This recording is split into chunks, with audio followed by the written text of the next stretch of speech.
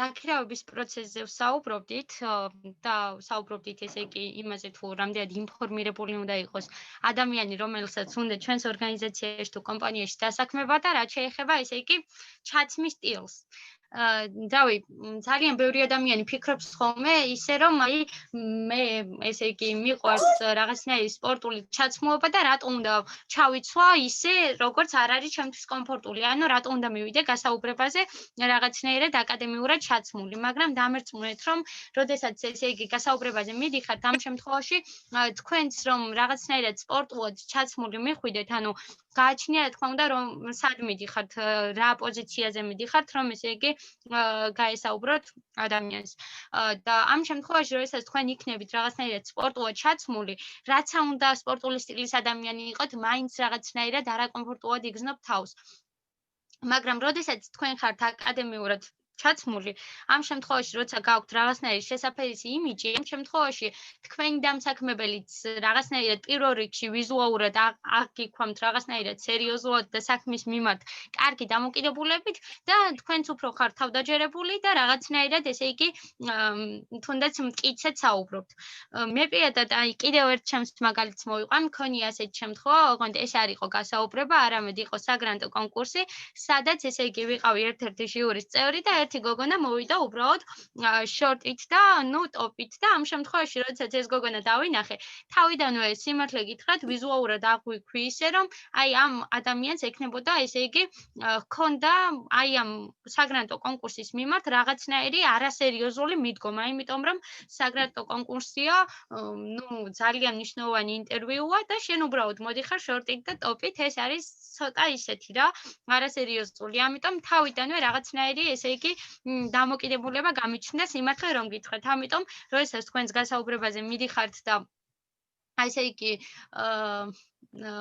თქვენი ეს დამსაქმებელიც ასე აგიქვამთ, დამერწმუნეთ რომ არ არის ნუ დიდად იმის ესე იგი არ არის გამორიცხული ერთი სიტყვით რომ აიყვანო ესეთი კადრი, რომელიც უფრო აკადემიური იყო. ნუ ამიტომ ძალიან დიდი ყურადღება გაამახვილეთ ამაზე და იმას გაამახვილეთ ყურადღება, როდესაც ესე იგი თქვენ მოგიწევთ უბრალოდ თანამშრომლის აყვანა თქვენს ორგანიზაციაში. მეგობრებო, ამ საკითხთან დაკავშირებით ხომ არ გაქვთ რაიმე კითხვა უბრალოდ დაქირავების პროცესთან დაკავშირებით და ნუ რა თქმა უნდა წინა ესე იგი სლაიდებთან დაკავშირებითაც თუ გაქვთ რაიმე კითხვა, დიდი სიამოვნებით გიპასუხებთ.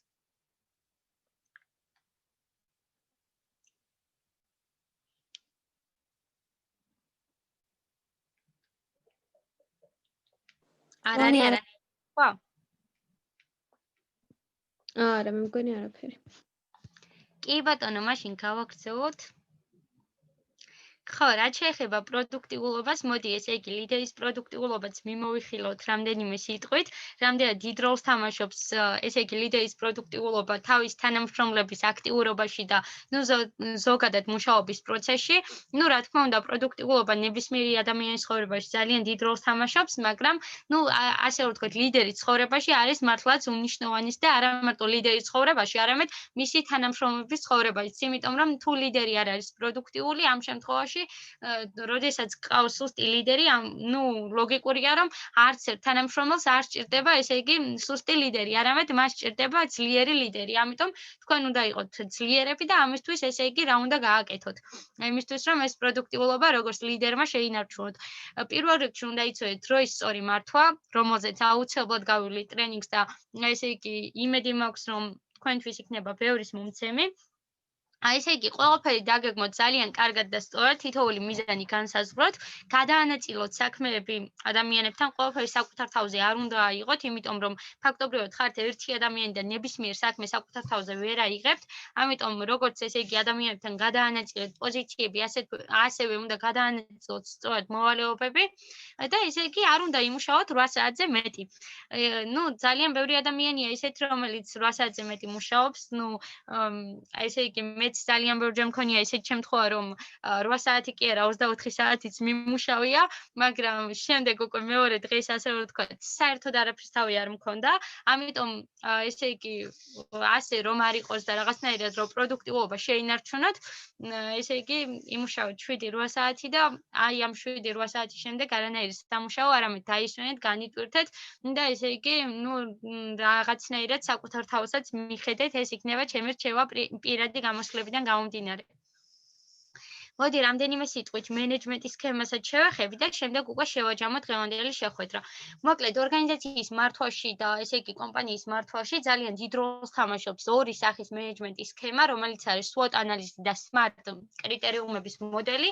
და მოდი ჯერ განვიხილოთ SWOT ანალიზი რას მოიცავს. აქაც ესე იგი იგივე შეჯამებაა, რომ პირველ რიგში ვიცოდეთ ჩვენი როგორც ჩვენი, ასევე ჩვენი თანამშრომლების და რა თქმა უნდა ორგანიზაციის ძლიერი მხარეები და ვიზრუნოთ აი ამ ძლიერი მხარეების უფრო და უფრო დახვეწას და განვითარებაზე.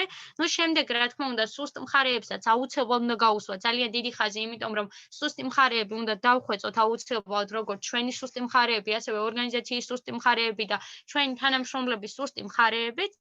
რაც შეეხება შესაძლებლობებს და საფრთხეებს, ესეც განვიხილეთ ასე თუ ისე, რომ უნდა ვიცოდეთ თითოეული ადამიანის შესაძლებლობა და ასევე ჩვენი ორგანიზაციის და პირადად ჩვენი ეს რა თქმა უნდა და რაც შეეხება საფრთხეებს, წინასწარ უნდა განსაზღვროთ რაღაც კონკრეტული მიზნის, რაღაც კონკრეტული პროექტის, რაღაც გარკვეული სახის რისკი და საფრთხე. მაგალითად წამოვიწყეთ სიტყვაზე მენეჯმენტის სკოლა. უნდა განსაზღვროთ ის საფრთხე, რომ თუნდაც ესე იგი დღეს მოგვივიდა ასეთი რაღაც, რომ ტრენერს შეექმნა რაღაც პრობლემა და ვერ შემოვიდა. ამ შემთხვევაში თუ ესე იგი მე ამ თემაზე არ გიტარებდი თქვენ ტრენინგს, ერთი სიტყვით დღევანდელი შეხვედრა ჩავარდებოდა და მოგვიწევდა ხვალამდე გადატანა. და ამას შეიძლება გამოიწვია ისიც, რომ თქვენ დაკარგავდით мотиваციას, რომ პირველ შეხვედრაზე შევედი და რაღაცნაირად ჩაიშალა ეს პირველი შეხვედრა და აწი როგორ გაგრძელდება, ხო? შეიძლება ასეთი, ესე იგი, რაღაცნაირად წარმოდგენა შეგქმნოდათ და ესე იგი ეს საფრთხე რომ თავიდან აგვეიდებინა, დღეს ჩავატარეთ მაგალითად ტრენინგი მართვის ტექნიკებზე, რომელიც უნდა ჩაგვეტარებინა ხვალ. ესეც ერთგვარი საფრთხისა და რისკის განსაზღვრაა, რომელიც აუცილებლად უნდა განსაზღვროს ლიდერმა. და რაც შეეხება SMART კრიტერიუმებს, SMART კრიტერიუმი არის, ესე იგი, ერთგვარი მიზნების დასახვის, ასე ვთქვათ, მეთოდი, თუ როგორ უნდა განსაზღვროთ კარგად ჩვენი მიზანი და როგორ უნდა შევაფასოთ ჩვენი მიზანი. ესე იგი, ამისთვის არსებობს 5 გარკვეული სახის მეთოდი, ის რომ პირველ რიგში მიზანი უნდა იყოს რაც შეიძლება კონკრეტული, უნდა იყოს სპეციფიკური და დეტალური, გაზომვადით ესეც რომ რაღაცნაირად, ესე იგი, თუნდაც თანხმობრივი მაჩვენებელი და ასე შემდეგ სწორად განსაზღვროთ, გავზომოთ. რაც შეეხება მიღწევაც, ესეც უნდა ვიცოდეთ, რომ 500 ლარით ვერ მივახწევთ რაღაც 4000 და 5000 ლარიან პროექტს ვერ განვახორციელებთ. ესე იგი, რეალობაში უნდა ჩავეტიოთ და უნდა განსაზღვროთ თუ რამდენად მიღწევადია ეს ჩვენი მიზანი და ესე იგი შედეგებზე ორიენტირებულს რაც შეეხება, ესე იგი ერთგვარ მეთოდს ესეც, რომ ესე იგი კონკრეტულად უნდა ვიცოდეთ, ასე თუ ისე რა შედეგი ექნება ჩვენს პროექტს. თუნდაც ესე იგი რისკობრივი შედეგი და თუნდაც კარგი შედეგი.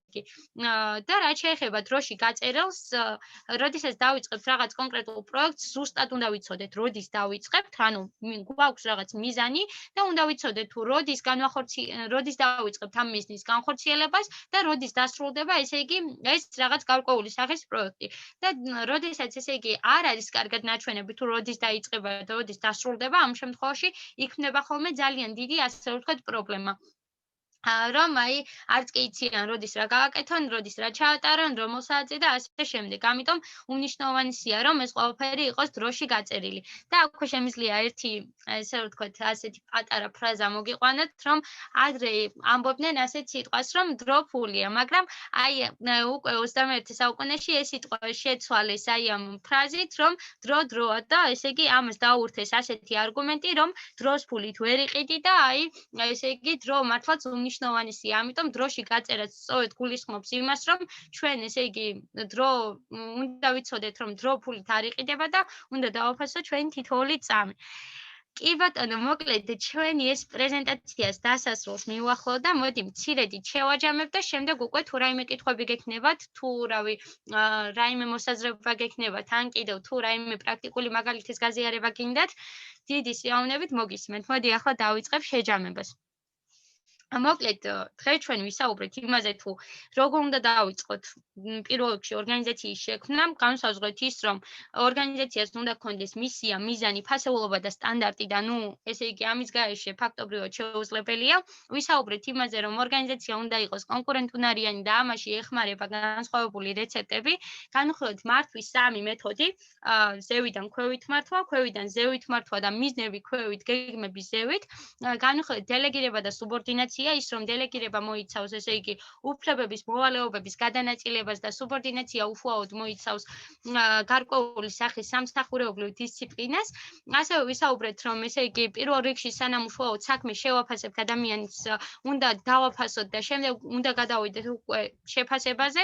ვისაუბრეთ იმაზე, რომ მუდმივად უნდა ვეცადოთ ჩვენი თანამშრომლების დატრენინგებას, მასალების მიწოდებას და ასე შემდეგ. ვისაუბრეთ იმაზე, რომ დასჯაც კი უნდა იყოს რაღაცნაირად კარგად შემუშავებული და როდესაც ადამიანს სამსახურიდან გაუშვებთ, მას არ უნდა გქონდეს ჩვენთან არანაირი ცუდი დამოკიდებულება და ეს უნდა იყოს მხოლოდ ბიზნესი და არაფერი პირადული. ვისაუბრეთ იმაზე, რომ დაქირავების პროცესი არის მართლაც უმნიშვნელოვანესი და ესე იგი ძალიან დიდი ყურადღება უნდა გავამახვილოთ, როდესაც ადამიანი აკვავს სამსახურში და ასევე ვისაუბრეთ იმაზე, რომ 8 საათზე მეტი არ უნდა ვიმუშაოთ და როგორც ლიდერმა უნდა შევინარჩუნოთ პროდუქტიულობა და არავის არ სჭირდება, ესე იგი სუსტი ლიდერი. იმედი მაქვს, რომ ძალიან არ დაგღალეთ, არ მოგაბეზრეთ თავი ჩემი საუბრით და მოდი ახლა თუ რაიმე კითხვები გაქვთ, გისმენთ, დიდი სიამოვნებით, ნებისმიერ კითხვაზე გაგცემთ პასუხს და ასევე, რავი, თუ რაიმე მოსაზრებები გაქვთ, ან თუნდაც თუ გსურთ დღევანდელი დღის შეჯამება, როგორ მოგეწონათ, რა მოგეწონათ, რა არ მოგეწონათ და შემდეგი შეხვედრისთვის რას გამოასწორებდით, დიდი სიამოვნებით მოგისმენთ. აბა, ვინ დაიწყებს? მე დავიწყებ. კი ბატონო, გისმენთ ჰასმიკ. დიდი მადლობა თქვენ, სოფო, ძალიან საინტერესო და სასიამოვნო ტრენინგი იყო. ცოტა გრძელდებდა, მაგრამ არა უშავს, იმიტომ რომ საინტერესო იყო. და ჩვენი საშინაო დავალება რა არის? თუ არ გვაქვთ? ანუ ამ ეტაპზე არ გაქვთ საშინაო დავალება, თუმცა შემდეგი შეხვედრიდან გამომდინარე აუცილებლად ჩაგიგდებთ. კარგით, მადლობა. თეიმურას აქვს ხელი აწეული. მოდი მადლობით დავიწყებ, ძალიან დიდი მადლობა სოფი, არც მკვირდა რომ ძალიან მაგარი იქნებოდა დღევანდელი შეხვედრა. მიხარია რომ შენ არა მარტო მომხსენებელი ხარ, არამედ ყველა ის ფაქტორი, რაც გასათვალისწინებელია, შენ ამას ითვალისწინებ, შენს გუნდში და დარწმუნებული ვარ მე, ამიტომაც ყავს ძალიან მაგარი გუნდი და ამიტომაც მუშაობ ძალიან მაგრად. გისურვებ მომავალში წარმატებებს კიდევ და კიდევ და შენს გუნდსაც წარმატებებს უსურვებ და ყველა ძალიან დიდ მადლობას მოგიხდით. რადგან მარტო სოფი ვერ გააკეთებდა იმ სულისკვეთებას, რაც თქვენ გუნდში არის, ნამდვილად, რასაც გარედანაც მეც და ნებისმიერი ადამიანი ვგზავნით.